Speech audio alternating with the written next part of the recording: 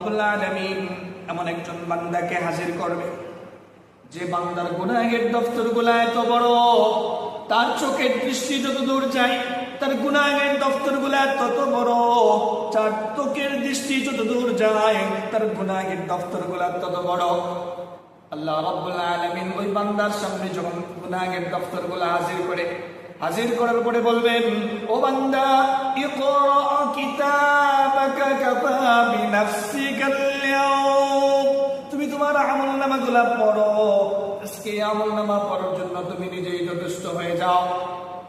বান্দা এই আমলনামাগুলো দেখার পর বান্দা বলে, মালি হাযাল